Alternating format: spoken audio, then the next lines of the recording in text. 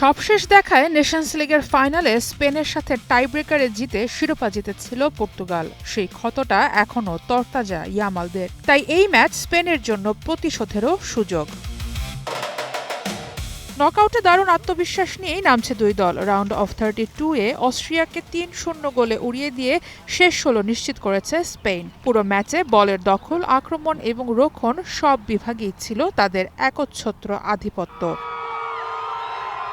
অন্যদিকে শক্তিশালী ক্রোয়েশিয়াকে ২-১ গোলে হারিয়ে শেষ ১৬ এসেছে পর্তুগাল। এক্সপেরিয়েন্স আর ক্লিন ফিনিশিংয়ে সেলেকাওরা দেখিয়েছে বড় ম্যাচে কিভাবে বাজিমাত করতে হয়।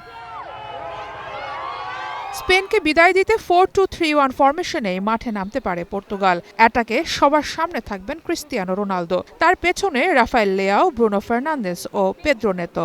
মিডে ভিতিনিয়া ও জোয়াও নেভেজের ওপর থাকবে রক্ষণ ও আক্রমণের ভারসাম্য রক্ষার দায়িত্ব। ইয়ামালের ড্রিবলিং আর কাটিং থামাতে বড় দায়িত্ব নিতে হবে নুনো মেন্দেসকে। অন্যদিকে স্পেনের আক্রমণ লিড করবেন মিকেল ওয়ারজাবাল। দুই প্রান্তে লামিনে ইয়ামাল ও অ্যালেক্স বায়েনা, আর তাদের পেছনে দানি ওলমো। মাঝমাঠে রদ্রি ও পেদ্রির জুটি ম্যাচের রিদমটা ঠিক রাখবেন।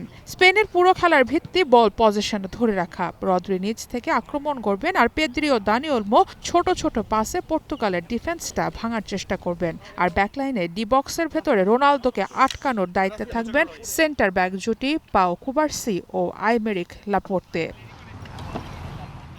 ৩৪ ম্যাচে অপরাজিত থেকে এই ম্যাচে নামছে স্পেন। শুধু অভিজ্ঞতা না, দারুণ আত্মবিশ্বাসী এই তরুণ দলকে থামাতে পুরো শক্তি দিয়ে খেলতে হবে পর্তুগালকে।